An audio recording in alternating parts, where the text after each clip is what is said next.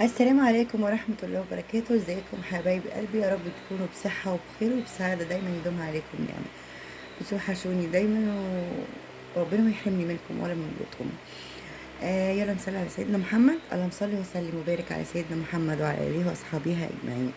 حبايب قلبي، زي ما متعودة منكم تعليقاتكم الحلوة الجميلة وعينيكم اللي بتشوف وإيديكم اللي بتكتب الكلام الطيب الحلو واللايك والتفعيل الجرس والاشتراك عشان يوصلكم كل جديد. حبايب قلبي، لسه في حاجات جايه كتير ان شاء الله. انا كسلت فتره كده بس رجعت ان شاء الله تاني، واتمنى دعمكم ليا دايما زي ما كنا دايما، وان شاء الله ان شاء الله تدعموني دايما بكل خير واكون جنبكم وتكونوا جنبي يا رب، وندعم بعض ونساعد بعض، ومعنا ربنا اولا واخيرا. ربنا يسعد قلوبكم ودنيتكم وحياتكم وتشوفوا الخير والسعاده حبايب قلبي، ودايما منورني في قناتي.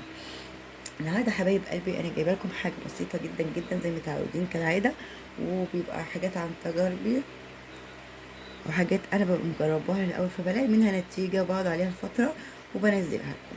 تمام حبايب قلبي، النهارده احنا كتير مننا بيعاني او بيشتكي من سواد تحت الابط او من الكوعين او من الركبتين.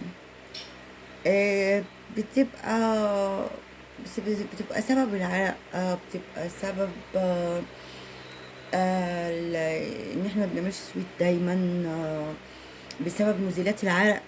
خلي بالكم يعني مزيلات العرق معلش انا بعد احترامي لكل شركات مزيل العرق انا جربته، انا تعبت منه بصراحه. يعني انا هعمل لكم حاجات بديله لمزيل العرق. يعني انا مش حابب مزيل العرق لانه اوكي بيمنع العرق، بس على فكره هو الفتره وبيرجع تاني العرق، يعني فاهمني. فانا هعمل لكم البديل اللي ما يضرش. انا مزيل العرق ده انا جبت قبل كده معلش، وبعيد عنكم ما تشوفوها ابدا، عامل لي حبايه تحت الابط خراج وتعالجت منه، وكان ماركة، يعني كان حاجة اوريجينال نضيفة. يعني ده اللي انا استغربت. فجات لي عقدة من مزيلات العرق بصراحة، يعني سامحوني بجد. فانا بصراحة عن نفسي انا بحب الحاجات الطبيعية. فحبايب قلبي، برضو مزيلات العرق بتعمل سواد تحت الابط.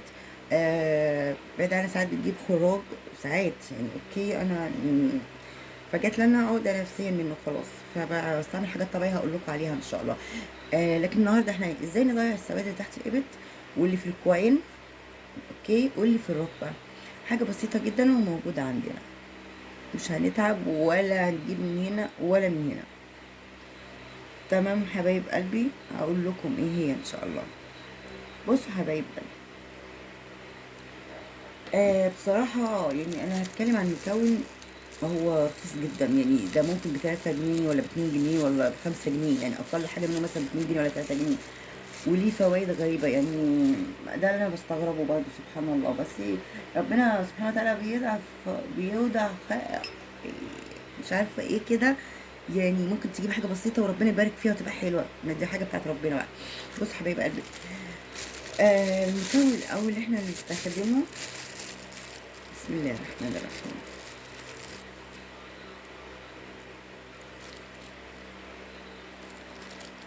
كربونات الصوديوم. معلش انا عارفه ان هيبقى مع فيديوهات كتير اللي جايه، بس عشان ده فعلا مكون هنحتاجه لكذا حاجه. اوكي، ده كربونات الصوديوم. تمام، اهو اسمه كربونات الصوديوم او بكربونات الصوديوم او كربوناته. من عند العطار بتقوله ب2 جنيه ب5، من اول 2 جنيه لغايه فوق. بيديك 2 جنيه ولا 3 جنيه شويه حلوين بيقعدوا معاكي. يعني لانه هينفعك في زي الفيديو اللي قبل دوت، هينفعك في كذا حاجه مش في حاجه واحده. تمام، ده اول مكون معانا البيكربونات الصوديوم او الكربونات. تاني مكون معانا خل التفاح. خل التفاح، بس مش اي خل التفاح، نحاول نجيبه انه يكون غامق كده ويكون نوع نضيف شويه. تمام، بناخد منه، ثواني افتح بس الغطا هو عشان بس مقفول برشم جدا. خل التفاح بصراحه في اي بيت لا غنى عنه، بجد يعني بجد. تمام حبايب قلبي، هناخد كده غطا من خل التفاح مع الكربونات او بكربونات الصوديوم. بص هي بتعمل ازاي. شايفين بتتغلغل جواه. شوفوا بقى ده يقضي على السواد اللي تحت الابط والركبتين والكوعين ازاي. تمام. طب ازاي هنستخدمها؟ انت ممكن تدهنيها كده اهوت بايدك، اوكي.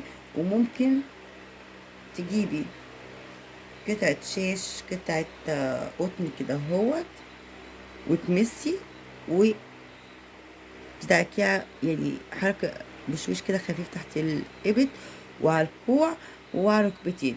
بتسيبيهم لفترة، بتسيبيهم لفترة حوالي 10 دقايق ما تنشف. فروكي، وده وانت بتشطفي فروكيها كده بحركة دائرية مرة في التانية 10 أيام. 10 أيام بمشيئة الرحمن هتستغربي على التفتيح الرهيب اللي حصل. 10 أيام حبايب قلبي مش كتير. يعني احنا بنحاول نشوف حاجة للون الغامق اللي تحت الإبط والركبتين والكوعين. بنحاول نعمل البيضة عشان نضيع اللون دوت، لكن دي ليها تأثير فعال. بعد 10 أيام هتشوفي وتلاحظي الفرق وهتدقولي. وأتمنى إن انتوا تدقولي في التعليقات وتشكوا، يعني تشوفوا فعلا هو فعال الحاجة اللي أنا قلتلكوا عليها دي ولا لأ. تمام حبايب قلبي، حاجة بسيطة وسهلة وموجودة في أي بيت، في أي بيت. خلي التفاح لا غنى عنه، لأن لسه في حاجات جاية كتير عنه هنعملها. الكربونات والصوديوم برضو لا غنى عنها. فحاجات بسيطة ومتواجدة في البيت، ما جبناش حاجة غالية، ولو رحنا الصيدلية وجبنا حاجة مكلفة. تمام. أتمنى إن انتوا تجربوها، وأتمنى إن انتوا ما تنسونيش حبايب قلبي، حبايب قلبي، في تعليقاتكم الحلوة، ايديكم اللي بتكتب كل كلام جميل. مش حبايب قلبي، ولا في اللايك ولا تفعيل الجرس ولا اشتراك عشان يوصلكم كل جديد. فضلا وليس امرا، ربنا ما يحرمني منكم. ربنا يسعد لكم دنيتكم حياتكم، وتشوفوا الخير والسعاده والامل والتفاؤل وكل حاجه حلوه في الدنيا ان شاء الله. قولوا امين. امين يا رب العالمين. اسيبكم في رعايه الله في حفظه. الفيديو الجديد لسه فيديوهات كتيره جايه، ولسه ماسكات، ولسه حاجات كتيره جايه. واتمنى تجربوا، مش هتخسروا حاجه، كلها 5 دقايق بتعملوا فيها الحاجه دي، ما بتاخدش وقت منكم. تمام. ولو ما شفتوش تغيير مش هيضركم في حاجه، بس هتشوفوا بعد 10 ايام. وهستنى تعليقاتكم. ماشي حبايب قلبي، اسيبكم في رعايه الله وفي حفظه. السلام عليكم ورحمه الله وبركاته.